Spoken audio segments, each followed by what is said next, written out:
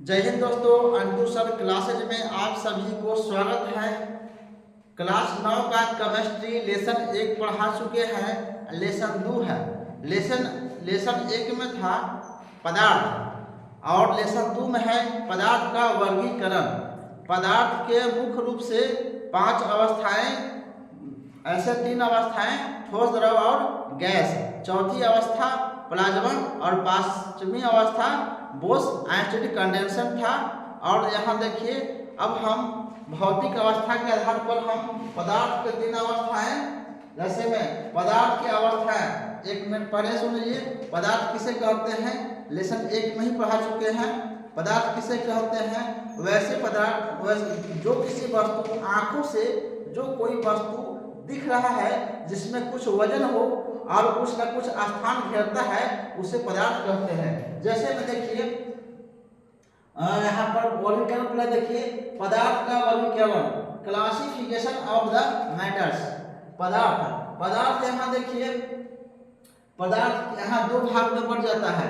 क्या में? एक भौतिक वर्गीकरण और दूसरा रासायनिक परिवर्तन, रासायनिक वर्गीकरण, भौतिक वर्गीकरण और रासायनिक वर्गीकरण। अब यहाँ देखिए, भौतिक वर्गीकरण में आता है ठोस, द्रव और गैस, और रासायनिक वर्गीकरण में आता है शुद्ध पदार्थ और मिश्रण आता है। मिश्रण मतलब अशुद्ध पदार्थ, शुद्ध पदार्थ और अशुद्ध पदार्थ। अशुद्ध पदार्थ में ही आता है मिश्रण। यहाँ देखिए, यहाँ शुद्ध पदार्थ में आता है 3 गो आता है, 2 गो आता है, तत्व और यौगिक। शुद्ध पदार्थ में तत्व और यौगिक, और मिश्रण में आता है समान मिश्रण और विषमान मिश्रण।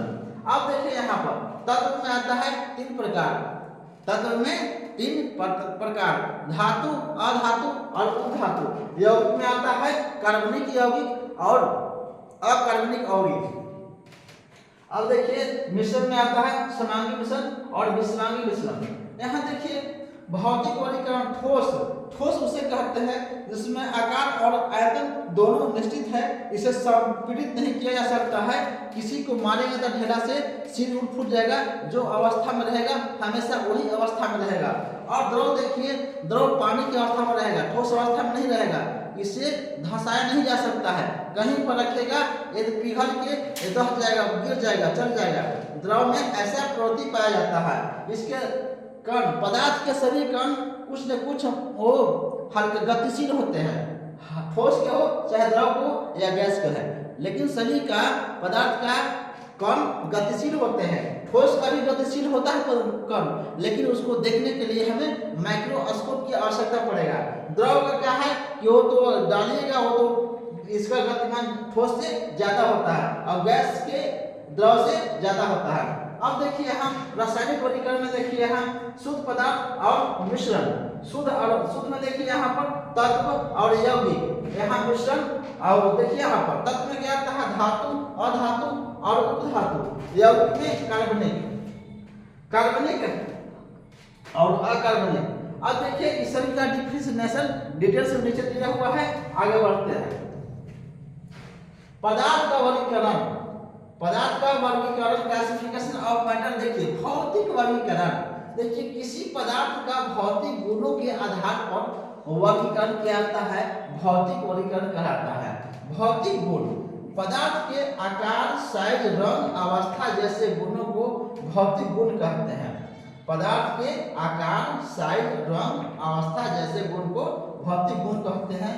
यहाँ देखिए, रासायनिक वर्गीकरण किसे कहते हैं, देखिए किसी भी पदार्थ का रासायनिक गुणों के आधार पर वर्गीकरण रासायनिक वर्गीकरण कहलाता है।